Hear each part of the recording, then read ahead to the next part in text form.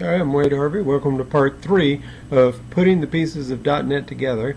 And this is an exciting part on security. I think it's exciting because a lot of people get tripped up in security because it's at a lot of different levels and you're not sure which level is tripping you up.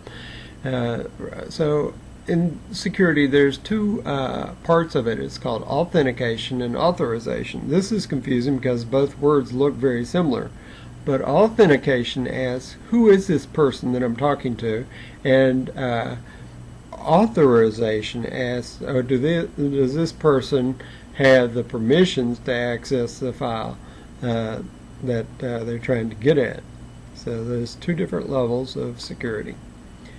And there's three different levels of security in general: a file level, SQL Server, and ASP.NET. So let's look at each of those. At the file level, this is the most basic. To add users, if we're just on our computer, we use the control panel and add a user using this interface. And if we're on the network, we use Windows Active Directory to add users. Once users are added, file permissions can be assigned to those users using right-click on the file in Windows Explorer and select the Properties Security tab, and then you just use Edit. I'll demonstrate this.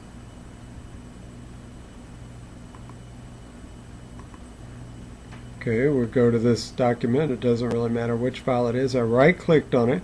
I clicked on Properties, and then I selected the Security tab. Now, I'll go back to General for a second. Okay. Selected the Securities tab, and then these are the users that have access to the file. If I want to edit their permissions, these people already have to be added to my computer. If I edit their permissions, then I click on Edit, and I can go in there and select how I want to change their permissions to that particular file. And if I don't see the user in here, but they're on the network somewhere, I can type in their name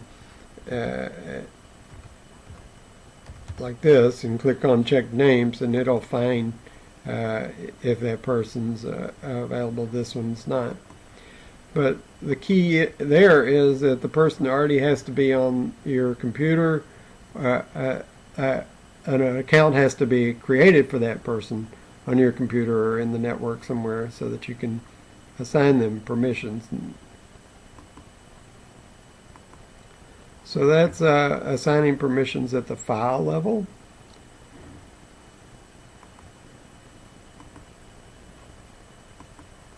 The next level is at SQL Server level, and this has two levels. When you create an instance of SQL Server, which you do when you run setup for SQL Server,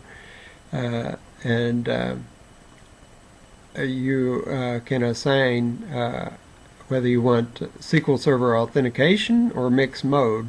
Now if you choose mixed mode, it'll just use Windows authentication if you want. Or with SQL Server you have to have a login of SA is typically what we start out with for system administrator. And you can add more logins at the server level by going into your server and expanding this and adding them there. I'll show you a demonstration of that. Okay, here's my SQL Server. And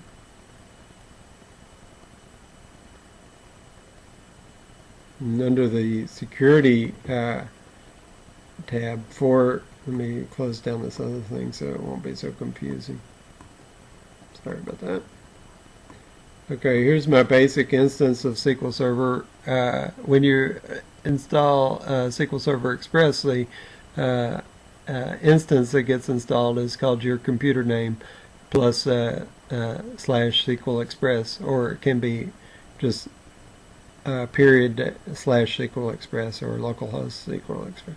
Anyway, under the Security tab you can add users, and that would be under the logins, and you can add server roles here.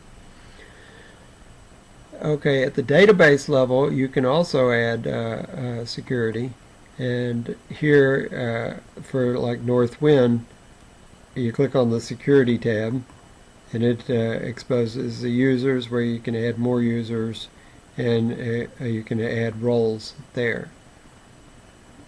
So we return to the slideshow.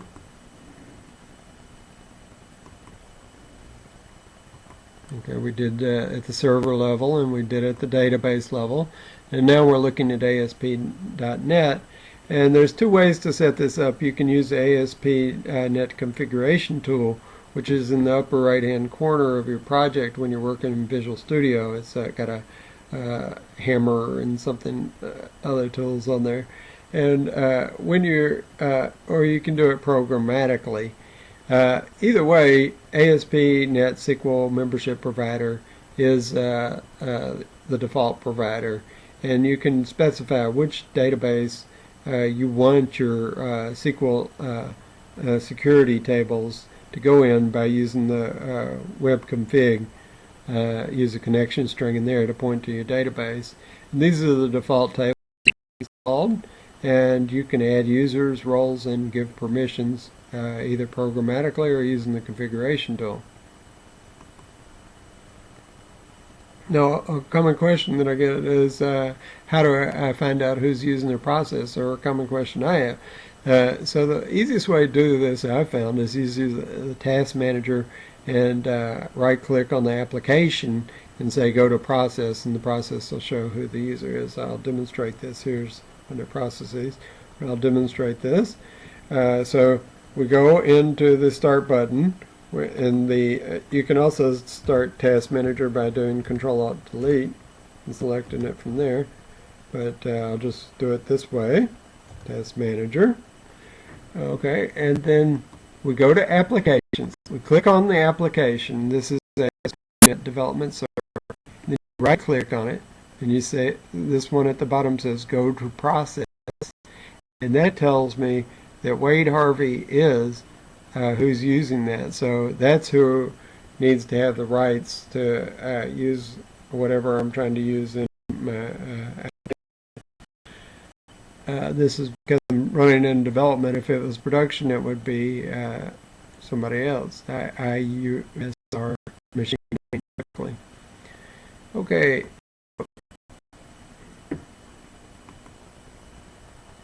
That's that.